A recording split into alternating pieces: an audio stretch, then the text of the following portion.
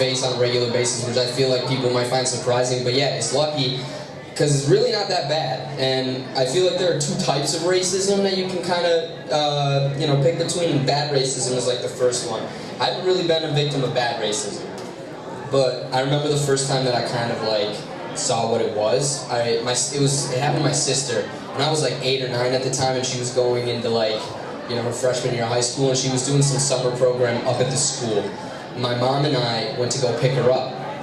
And I was sitting in the back, my mom's in the driver's seat, we pull up to the curb, and my sister barges in the front seat, she's sobbing. She's like, oh, I can't believe, oh my God, and my mom's like, what happened? And she was like, some kid called me a terrorist. And I was in the back like, that's a good one, like that's pretty fair. And even though my sister's crying, right, it's hilarious to me, and my mom pissed. Because my mom's the definition of like mama bear, Like she's the type of person who people will come up to me and they'll be like, hey Hamza, like I met your mom at the mall the other day. Like she's amazing, she's so nice. And I'm like, you met the wrong woman. You know what I'm saying? Like you have that one parent who, when people show up, they're like, oh, hi, how's it going? And then like they'll just yell at you when you're gone, And so my mom's like, which kid is it? My sister goes, that one. My mom goes, all right. She gets out. And she shuts the door, and you can hear her yelling at this kid who's just like sitting, on like this seat, just head down, just brown woman just shouting at him, and you can hear her like, don't ever blah, blah, blah. And I'm sitting in the back like, this is amazing because, it's amazing to see anybody that's not you get yelled at, whether it's your siblings or, some random guy, some random kid. It was amazing. My mom comes back in the car, my sister's still crying, and my mom's like, all right, like, let's go. And I'm like sitting like, this is so weird. And my sister was like, that was the wrong kid. And I was like, this is even better. Like, terrorist was check 1, wrong kid, this is amazing. So my mom's like, all right, well, which kid was it? My sister points, and she points at this kid who's now getting in the car with his mom. My mom gets out of the car and starts bitching this kid out in front of his mom. And I was like, this is like next level, like this is unbelievable. And so that was what I call bad racism, right? Someone gets called a terrorist, someone's upset, that's bad racism. But the other kind of the other kind of racism I'm more familiar with is called good racism. Now, has anybody here been the victim of good racism? That's what I thought. No one's saying anything because everyone's, whoa, what is he talking about? So over the summer I was doing an internship and I was living with 4 other guys. So there were 5 guys in the house. And so basically it just became like this sort of weird dynamic because we would get hungry and the fridge would be open and there would be food in the fridge that people had already made or whatever. And so we would eat each other's food and it turned into like this whole like the whole karma thing where someone ate someone else's leftovers, so they ate their leftovers, and it just was this never-ending cycle, right? And so I saw some hamburger helper in the fridge, and I was like, I'm gonna eat it. So I ate it. And here's the thing, is I'm brown and I'm Muslim, which means I can't eat pork, right? But if you're brown, everyone thinks that you're Indian, which probably means that you're Hindu, right? And I'm from Pakistan, not India, my parents are. So here's the thing, is I understand, because there's like 1 billion people in India, so you see a brown guy and you're like, alright, that guy's probably from India. This case, obviously, wrong, right? So, what happens is I eat the hamburger helper, and later that day, we're all sitting in the basement, except for one guy, who it turns out it was his hamburger helper. And this guy, he's from Kentucky. And so he's kind of a nutcase, but we love him. He's the kind of person, though, that you like mess around with, because it's hilarious, but at the end of the day, you're like, yo, if this goes too far, someone's gonna get hurt. Because this is what happens, and this is why. Because we're all sitting there, and he kicks down the door to the basement, and he's got his loaded .22 with him. I kid you not. And he's got this mattress in the basement that he just shoots at for practice. So he kicks the door open, and he goes, pow, pow, and everyone goes, whoa! Like, what's going on? And he goes, I want to know who the fuck ate my motherfucking hamburger helper? And all of us are like, whoa, and I'm like, oh shoot, like, I don't want to die, but at the same time, like, who knows what's gonna happen, So I like kind of put my hand up and I'm like, yo, I'm sorry. Like, and he goes, shut the fuck up! I know you don't eat meat! And I was like, that's good racism, bro, right there!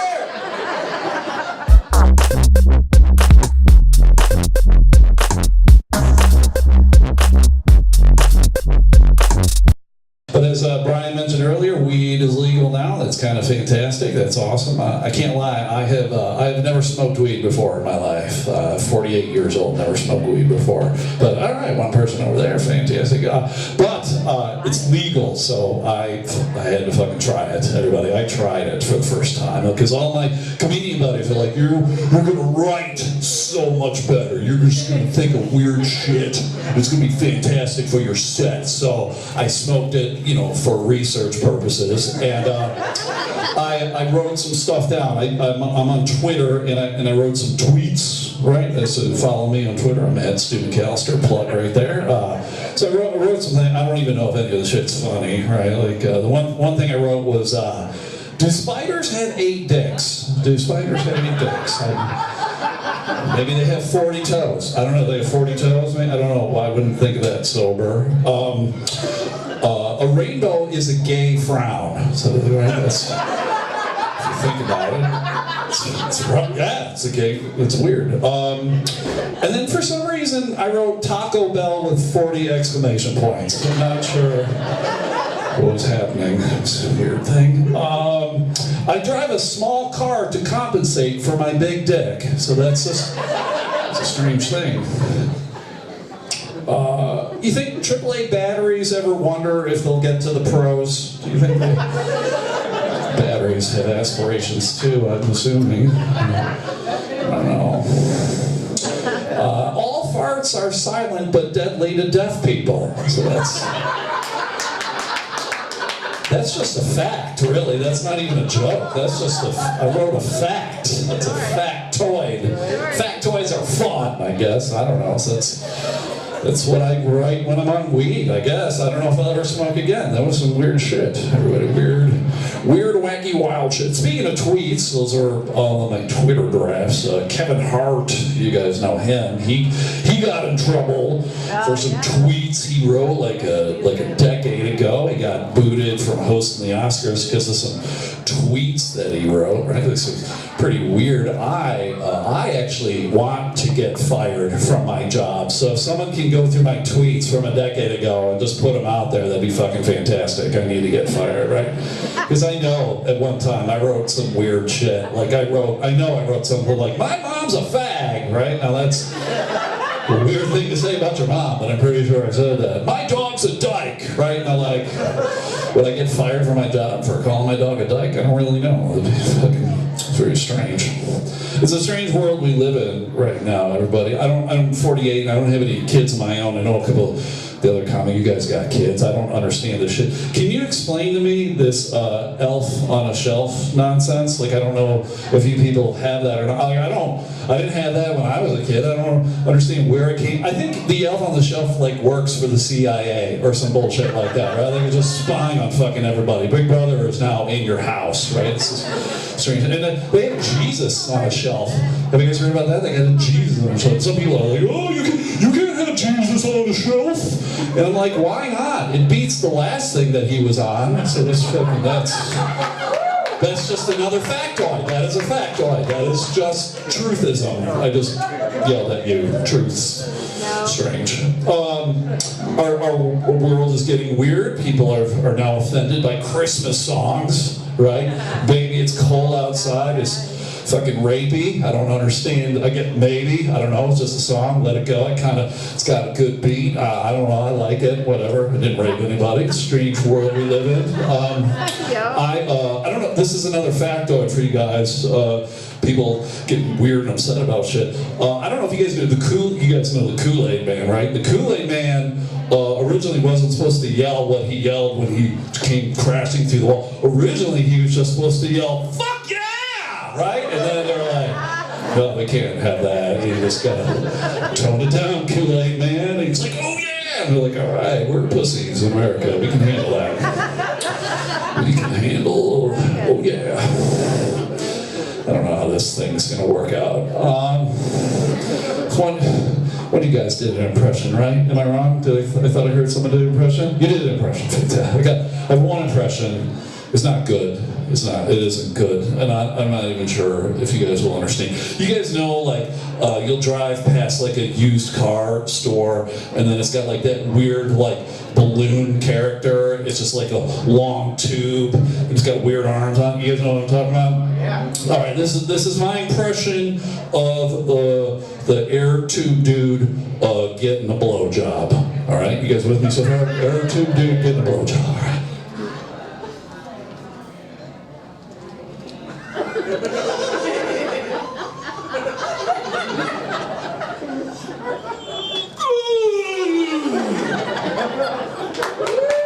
Thank you.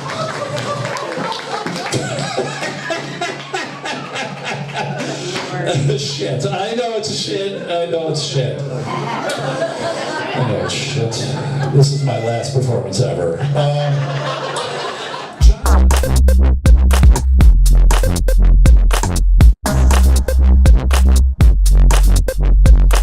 Did you guys see the news around here? Did you guys see there was a 70-year-old woman that gave birth? Did you guys see that? That's ridiculous. She told me she was on the pill. Now her dad wants me to marry her. He's like, how you gonna take care of my daughter and his baby? Her social security check. She's 70. Now I've got 2 kids, 2 little girls, and before I left tonight, they were both going nuts. Daddy, read me a scary book before you go. Right? This one's so scary, it made Daddy cry. It's the checkbook. And then the evil mommy wrote check number 6249 for $93.12. And both of my daughters go, ah! Daddy, that's your whole paycheck. Scary. You know how I became a comic? The word again. In like high school, you put that at the end of a sentence, always made my buddies laugh. Like, McGookin, what'd you do for the weekend? Went to jail again. I'm telling you, that's a good joke, damn it. Oh my God, you should have saw the look on my wife's face when I told her I wanted to be a stand-up comic, right? She's like, oh, you're gonna have to have a backup plan. You need a backup plan. What if it doesn't work out? You have to have a backup plan. So what I did is I went back to college and I got a girlfriend. You know what I'm saying, right? What's your name, sir? Ponytail here. Oh, God. Well, I'm just telling you, know how women are, right? It's John. John, is this your woman? Yes, it is. First off, I'd like to say, good job. Todd, man, I would love to have sex with her. Again. I'm playing, man. We don't have sex anymore. I can't help it, I have problems. Like, the first thing I do when I walk into a room is I count the number of women in the room. And then I count the number of women in the room I would sleep with. Always the same number. You know what that means? You got a shot with me. Don't blow it. You know what I mean. You know what? I'm just a very considerate lover. Like, I am an extremely considerate lover, ladies. If you're with me, I'm going to be like, done. I know you got housework to do. Apparently I'm a stud, John. Last week I was in Indianapolis and stumbling back to my hotel room, and across from my room it said, bachelorette party. Do not disturb. So I go up, bang, bang, bang, strippers here! Apparently I can take 4 drunk, horny women in mid-20s at one time. And disappoint them. Boy, that bride answered the door. She was sort of saying, oh my God, you guys got me a stripper? Do you have enough money? Men and women think differently. That's what the problem is, right? We think differently. Like, if I was to say, she got a facial, first thing she thinks, not the same first thing John thinks. No. No. See, not everybody's aware of the porn terms. Ladies, I'll be in the back later. I'll show you. I will show you. You know what? I was in Vegas last month. And do you guys know what the big saying is in Las Vegas? What happens in Vegas stays in Vegas? Like, oh shit, like I'm gonna bring a dead hooker home with me. before you judge me, she was like, she wanted to know if I knew how I could stop the aging process, because she was in her 30s. Like, yeah, I know how to stop the aging process. It's okay. No? Okay. I mean, I was a little mad because she was a midget and I felt like I should get half price. She didn't. Oh, that's bad. No? You girls like romantic comedies? They're all the damn same. They are all the same. It's like this girl's best friend, like he's too dumb to realize that he's in love with her, has to wait to her freaking wedding day to go all the way to the church to kick open the door to tell her how he feels, right? Made me think about my wedding day. Like when the preacher's there, my wife's over here, preacher goes like, you take this man to be your lawfully wedded husband. And she's like, is that door locked?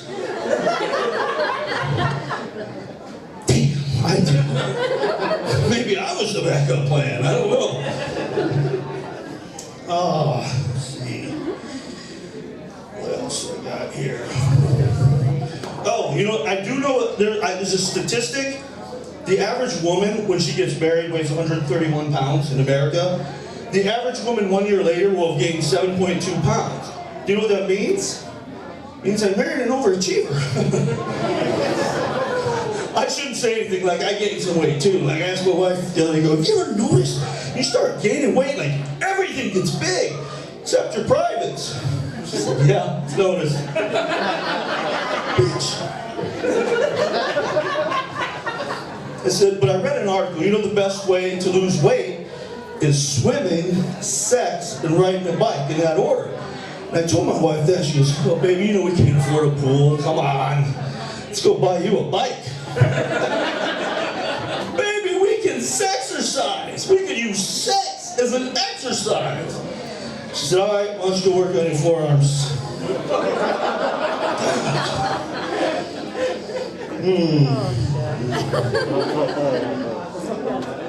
You know what I hate? Is technology. You know how we could take your liver and put it in you? You could function, you could both live for years. I could take a laser and correct your vision, make it 20/20. Do you know my doctor still uses his finger to check my prostate? I think he likes it. Doc, I got a sore throat. Well, let's check that prostate. I had to get that done for the first time because I'm in my 40s, right? And I'm like, I'm all nervous and I don't know what to do. And the doctor's, hey, just calm down. What you're gonna do is take off your clothes, lean over the table. Okay, where do I put my clothes? Over here next to mine. I had to actually get that done again this year for a physical.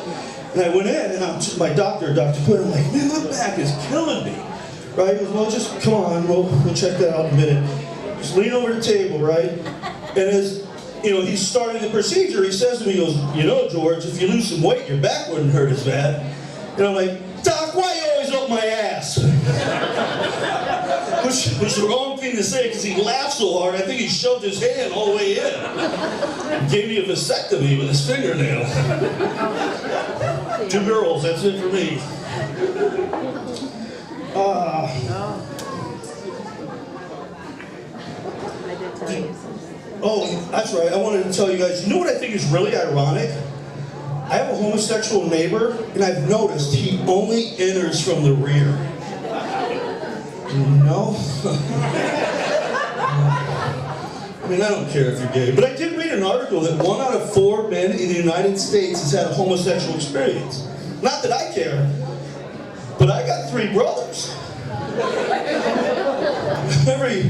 every holiday, like Thanksgiving, I'm like, it's a Sesame Street song in my head. Which one of these kids is doing their own kind? I can't figure it out, right? I got like one brother watching football, one will be working on a car, one will be giving me head. Who is it? Can't figure it out. Yeah, I'm gonna end there. Thank you. You guys are awesome.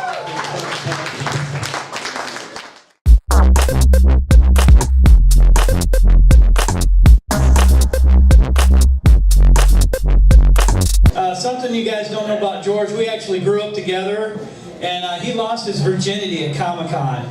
Yeah, he went as Wonder Woman. It's the holiday season. Christians are proud people, right? Christians are proud. Any house that you go by, you see the nativity scene in the front yard. Not so much for Scientologists. I've never seen a spaceship and volcano in the front yard.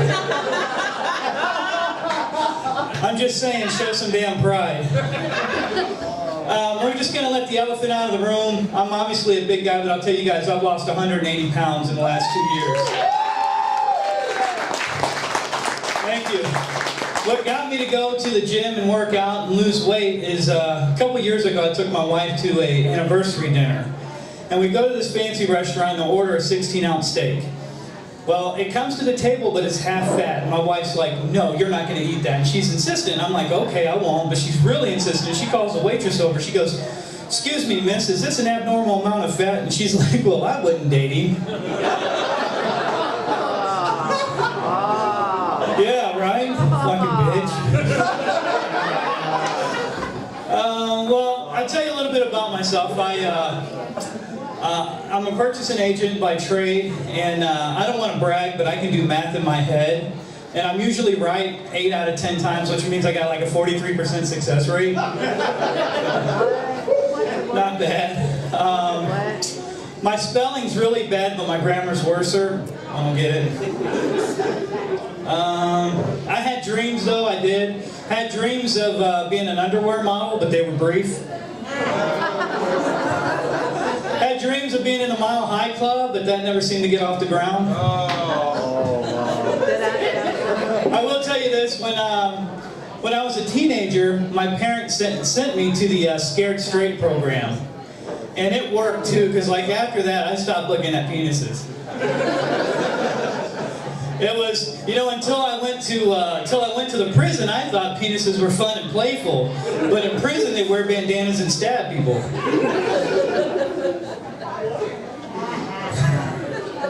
You know how some people are really bad at telling stories, but sometimes the story's really good. It doesn't matter who's telling it.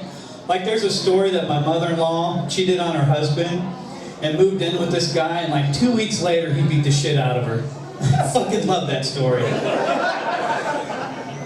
My favorite. But you can tell my mother-in-law and I don't get along, but I think part of it is technology, because like Sunday morning I'll text her, hey, do you want to go to church with us? But like on her phone it shows up as, God, I hope you fucking die. Gonna go off that reservation and get a little personal. Has anyone here ever got caught masturbating and was so startled you swallowed a dildo? Just me? Wow. When I'm horny and I'm watching TV, I can make anything about sex. Like Rachel Ray, ooh, I'd love to toss her salad. Or even a classic like Gilligan's Island, Ginger or Mary Ann. Or hell, even Blue's Clues. Come on, Steve, fuck the little dog. I guess I'm the blue portion of the show, I'm sorry. I hate when I'm in the middle of a 69 and she hollers bathroom break. Yeah, it's so fucking what, I farted. I'm only into giving a woman a facial if she's a complete nut job. I'm just saying, crazy women like makeup too, no? Do you guys think that song from AC/DC, You Shook Me All Night Long, was written by a baby?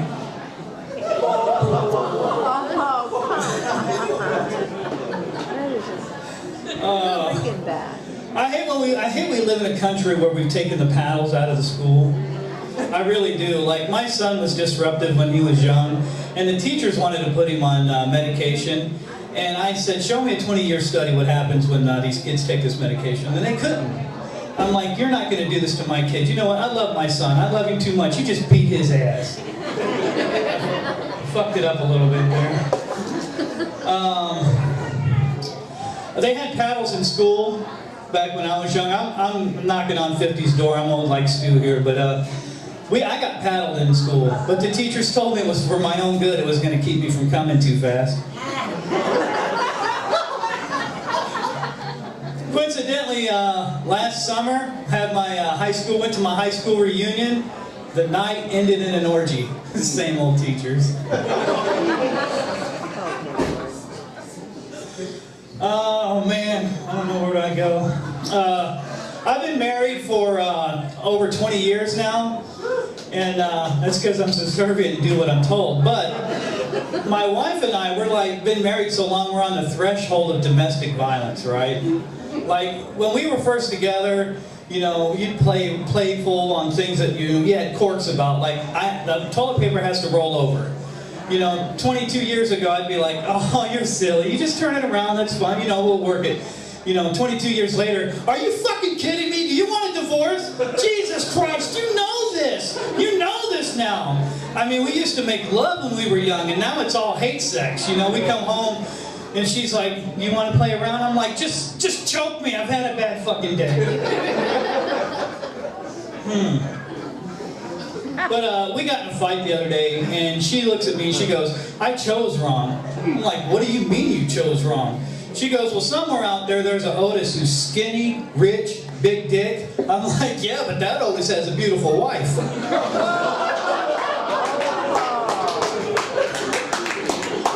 She fucking started it, man. I don't know, man. By round of applause, how many people here are parents? Parents clap.